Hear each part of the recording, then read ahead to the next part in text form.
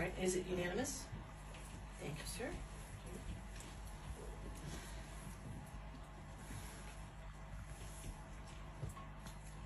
Right when I walked into the room, he began making sexually suggestive comments to me. Now, as an entertainment reporter for over a decade, it was unlike anything I truly have ever experienced. I fear false accusations.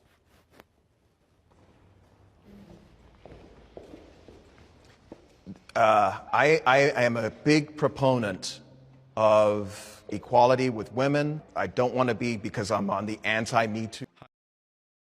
Did you know 60% of male managers say they are uncomfortable working alone with a woman out of fear of complaints of sexual harassment? Women in the workplace. Men, do not avoid working with women because you're afraid of sexual harassment complaints. That is gender discrimination. To avoid sexual harassment complaints, do not sexually harass people. Period. If I was a man, and I'm not a man, but if I was a man, I wouldn't hire a woman. I wouldn't do it. And I say it all the time, and I say that, and that is something that women need to consider when they're talking about this stuff. When you are saying that a man complimenting you and saying, I really like your outfit today, is a form of sexism. If you're a man, why hire a woman, right? So you fought all this time to be able to get into the workforce only to say these are going to be the rules. You know, if you say anything, even if you compliment me, if you look at me, anything, I'm going to have a reason to fight you. And by the way, you're going to want to settle and pay me because even just the stain of an accusation is enough to ruin men. So if you're a guy, right, in this society, in this Me Too environment, in this litigation-rich environment of misogyny and sexism and all these claims, what is the value add? What's the risk? You know, the benefit and the risk. I can't do the analysis and say, I'd just be like, no, I'm just not hiring anyone. Give me all the men. If we keep suing our bosses for damn near everything, oh, he harassed me this, he harassed me that, blah, blah, blah. And I'm not saying there aren't cases of real harassment, but most of y'all will sue your bosses for damn near everything. Do you know what I would do if I was a boss and I kept getting sued for quote unquote harassment? I would just stop hiring women. It's too much of a risk and I can't really blame them. So honestly, guys, ladies, if we're going to be in the workforce, fine, do it. But don't complain. Don't complain about not getting hired for jobs if we're going to sue them for everything. I have a team of people. Everybody who works for me right now are men. I've noticed if I hire someone and they're female, I have to be careful about how I talk to them, even giving criticism. And maybe it's me, but I feel like I have to be a little bit nicer, a little bit more gentler. Whereas with a dude, I can be like, can you just not do this again? And they're like, yeah, no problem, won't do it again. But if it's female, I'm like, okay, you did like this a little bit wrong. Here's how to do it a little bit better. Overall, you're doing a great job. Everything's fine. Please don't be upset.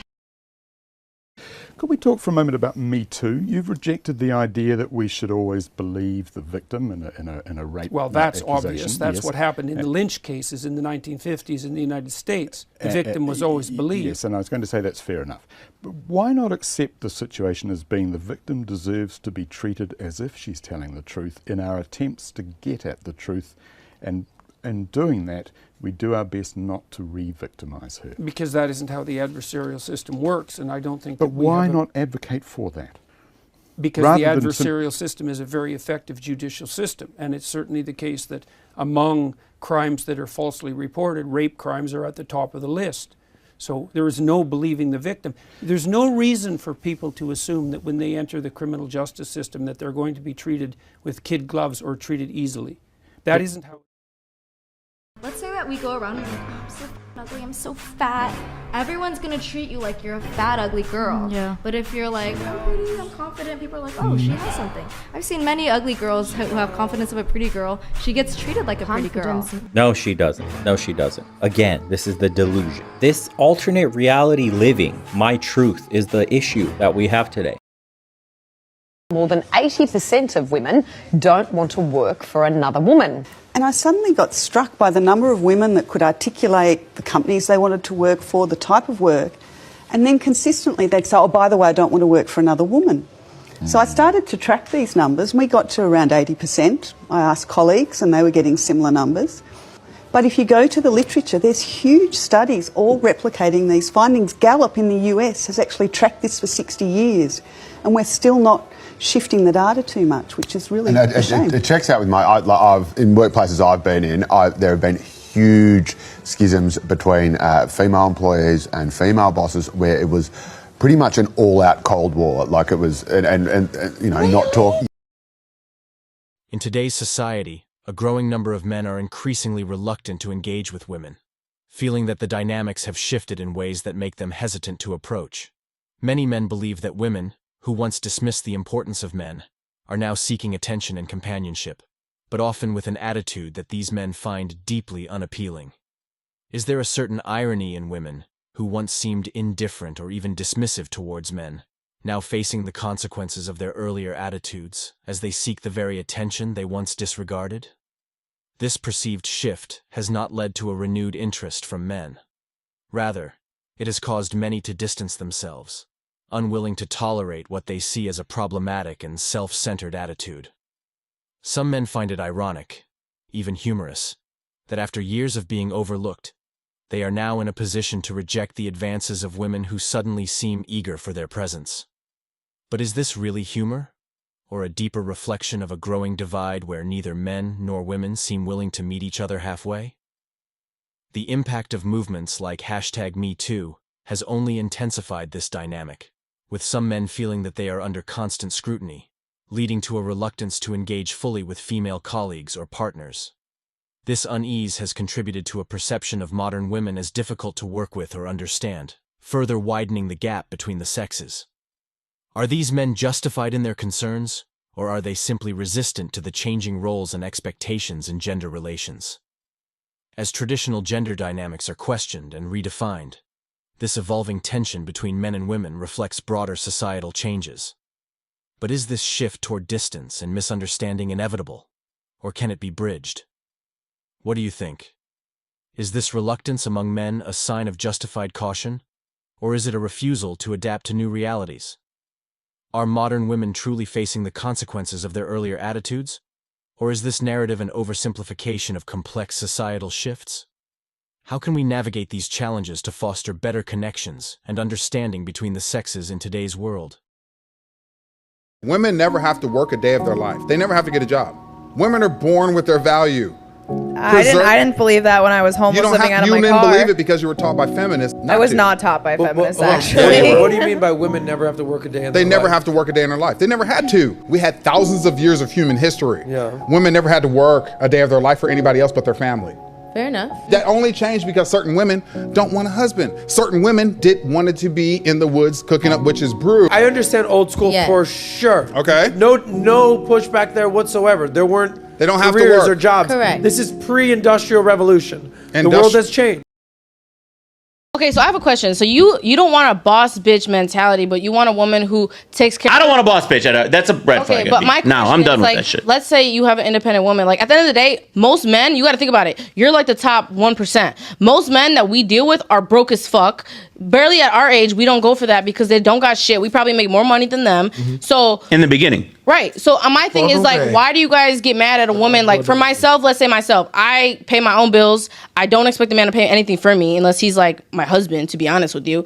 And at the end of the day, it's just like I have myself. So why can't I be with a man because I got my shit together, even though I'm gonna be No, I'm saying like men want a woman that is fine to have kids. We don't want a woman that, oh my God, I have to go to work. Oh my God, if I don't go to work, all hell's gonna break loose. If I don't do this is gonna go bad for me. The boss bitch mentality, they never stop working. Work. It comes first. And at the end of the day, the male wants, we're here to provide. We don't need you to do that.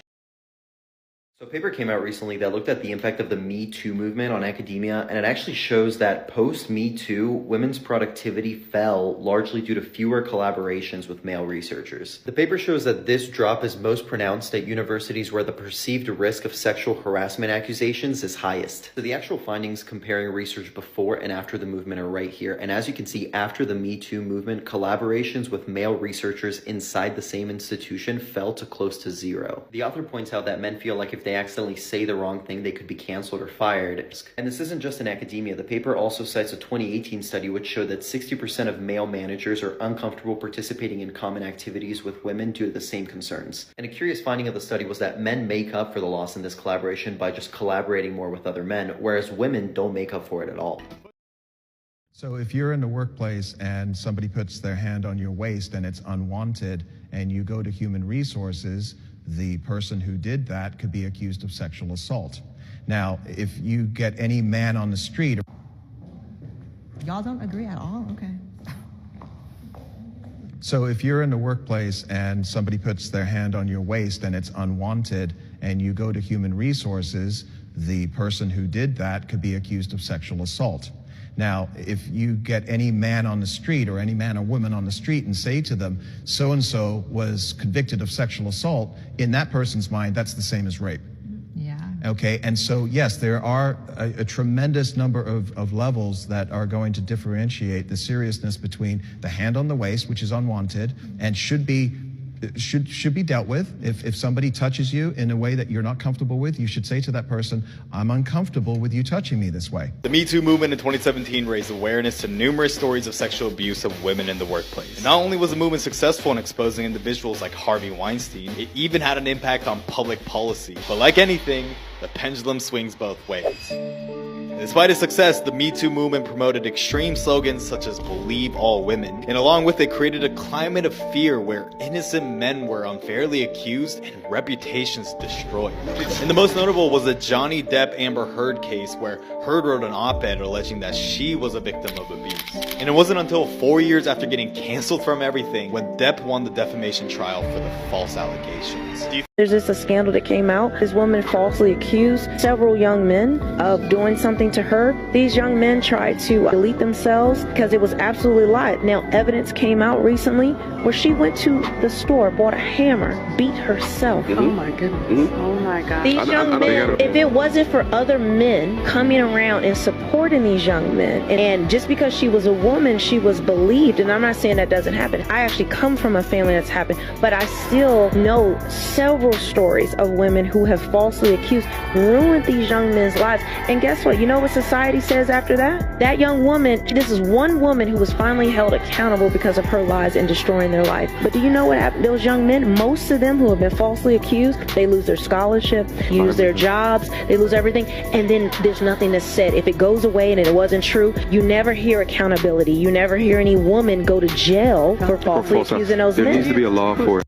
It looks like the world owes Trevor Bauer a big apology. Trevor was able to finally vindicate himself and prove what he had been saying all along, that he was innocent, and that this woman, his accuser, was nothing more than a liar. And Bauer's evidence was a bombshell. Next victim, star pitcher for the Dodgers. A text Lindsey Hill sent to a friend before she ever even met me. Then, after the first time we met, net worth is 51 mil. Bitch, you better secure the bag, was the response. But how was she going to do that? Need daddy to choke me out, she said, being an absolute whore to try to get in on his 51 million. The interesting part, no one for a second questioned her story. I have to ask, what does that say about our society and its attitudes towards men? That they are all deemed to be scumbags if a woman says so? The Me Too movement, which originally gave way to give a voice to actual victims, has now transformed into a manipulative tactic for women to make excuses for their own degenerate and immoral behavior. And the Me Too movement, it's clear it means nothing anymore, except to strip innocent men of their power. I am so sick of this idea that we should always accept that in every situation a woman is a victim. I'm not empowered by that. I don't find that to be empowering, right? The Me Too movement to me disempowered women because it said women never know what they're doing. They just are always little flowers and men take advantage. The truth is that women take advantage too. And the easiest thing for women to sell to get what they want is sex, right? This is what Tag the Sponsor proves. I want to be rich. I want to have money and I don't want to work. So I'm going to sell sex. I have no talent and I want to be an actress. So I'm going to sell sex. Sex is a power that women have. Being beautiful is a power. Being aesthetic, being feminine is a power that women have. And women tend to wield that power heavily throughout society. Rather than survey singles occasions if all else fails, men ought to focus on personal growth and certainty working, while ladies ought to zero in on cultivating certified associations in light of common regard and shared values. Really, at that time, can single occasions recover their allure as stages for significant communications, as opposed to frantic endeavors to track down friendship?